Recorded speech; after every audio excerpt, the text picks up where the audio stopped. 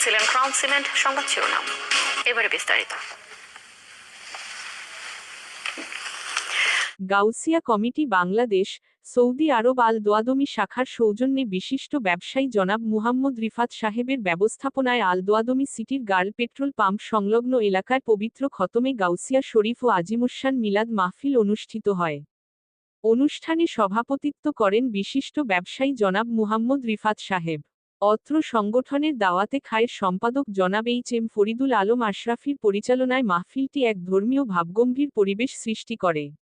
অনুষ্ঠানের শুরুতেই গাউসিয়া কমিটি আল দোয়াদমি শাখার পক্ষ থেকে বিশিষ্ট ব্যবসায়ী জনাব মুহাম্মদ রিফাত সাহেব ও আলহাজ মাওলানা মুহাম্মদ মাসুদ আল কাদেরী সাহেবকে আলহাজ মুহাম্মদ মহসিন খানের নেতৃত্বে ফুলের তোড়া দিয়ে বরণ করে নেন সংগঠনের দায়িত্বশীলরা।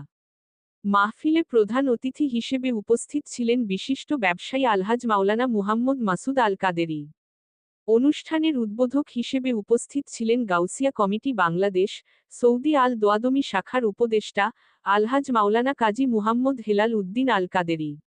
বিশেষ অতিথি হিসেবে আরও উপস্থিত ছিলেন আলহাজ মুহাম্মদ খায়রুল বাশার, আলহাজ মুহাম্মদ মহসিন খান, আলহাজ মুহাম্মদ জিয়া উদ্দিন, আলহাজ মুহাম্মদ লোকমান হোসেন, আলহাজ মুহাম্মদ আবু তৈয়ব, জনাব মুহাম্মদ নূর হোসেন সহ আরও অনেক গুরুত্বপূর্ণ ব্যক্তিবর্গ। মাহফিলে প্রধান অতিথি আলহাজ মাওলানা মুহাম্মদ মাসুদ আল কাদেরী তার বক্তব্যে বলেন, খতমে গাউসিয়া শরীফে আপনারা যেভাবে ঐক্যবদ্ধ হয়েছেন, ঠিক সেভাবে গাউসিয়া কমিটির প্রতিটি কাজে আপনারা ঐক্যবদ্ধ থাকবেন। তিনি সংগঠনের সদস্যদের মাঝে ঐক্যের উপর জোর দেন।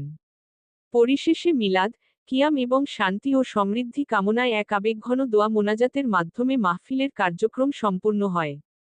এই মহতী আয়োজন স্থানীয় ধর্মপ্রাণ মুসলমান ও প্রবাসীদের মাঝে এক আনন্দের আবহ সৃষ্টি করেছে।